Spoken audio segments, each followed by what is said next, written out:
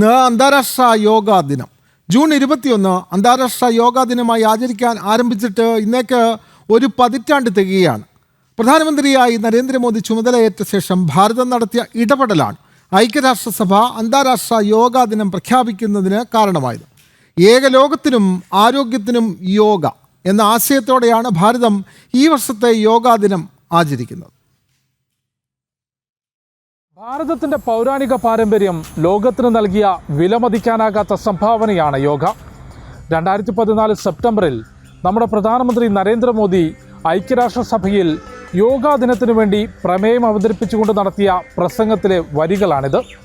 ബഹുഭൂരിപക്ഷം അംഗങ്ങളുടെയും പിന്തുണയോടെ അവതരിപ്പിച്ച പ്രമേയം ഐക്യരാഷ്ട്രസഭ വോട്ടിനിടാതെ ഐക്യകണ്ഠേന പാസാക്കി.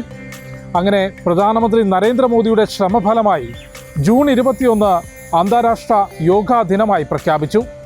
2015 ജൂൺ 21 ആദ്യ യോഗാ ദിനം ആചരിച്ചു.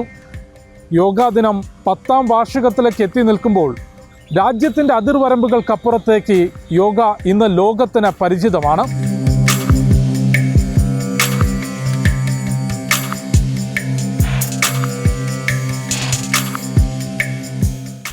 योग आज हमारे लिए केवल पार्ट ऑफ लाइफ नहीं है, बल्कि योग अब वे ऑफ लाइफ बन रहा है.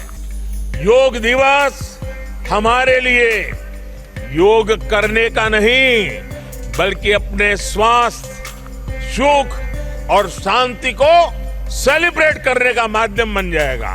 2015 ആദ്യ യോഗാ ദിനത്തിൽ ഇന്ത്യ ഗേറ്റിന് മുൻപിൽ നടന്ന പരിപാടിയിലാണ് പ്രധാനമന്ത്രി നരേന്ദ്രമോദി പങ്കെടുത്തത്. പിന്നീട് ഓരോ വർഷങ്ങളിലും വിവിധ വേദികളിൽ പങ്കെടുത്തുകൊണ്ട് യോഗയിലൂടെ ലോകത്തെ കൈകോർക്കാൻ അദ്ദേഹത്തിന് സാധിച്ചു. ശാരീരികവും മാനസികവും ആത്മീയവുമായ തലങ്ങളെ സ്പർശിച്ചുകൊണ്ട് മനുഷ്യരിൽ മാറ്റങ്ങൾ ഉണ്ടാക്കുന്ന യോഗയുടെ പ്രാധാന്യത്തെക്കുറിച്ചും അത് ലോകത്തിന് സമ്മാനിച്ച ഭാരതത്തിൻ്റെ സാംസ്കാരിക പാരമ്പര്യവും ഇന്ന് വിശ്വപ്രസിദ്ധമാണ്.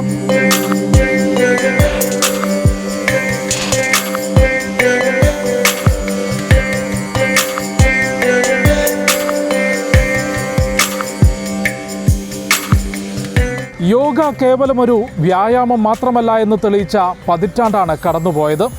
മനുഷ്യനും പ്രകൃതിയും ലോകവും ഒന്നാണെന്ന സന്ദേശം നൽകാൻ യോഗയ്ക്ക് സാധിച്ചു. ഇന്ന് 180-ലധികം രാജ്യങ്ങളിൽ യോഗ സ്ഥിരമായി പരിശീലിക്കുന്ന ക്ലാസുകളുണ്ട്. യോഗയുടെ പ്രചാരണവും വസുദൈവ കുടുംബകമെന്ന ആശയവും ലോകത്തിൻ്റെ നേതൃസ്ഥാനത്തേക്കുള്ള ഭാരതത്തിൻ്റെ യാത്രയ്ക്ക് അത്രയധികം കരുത്തു പകരുന്നുണ്ട്. ഡൽഹിയിൽ നിന്നും ഉണ്ണി കെ വാര്യർക്കൊപ്പം ജിഷ്ണു കൃഷ്ണൻ, ജനം.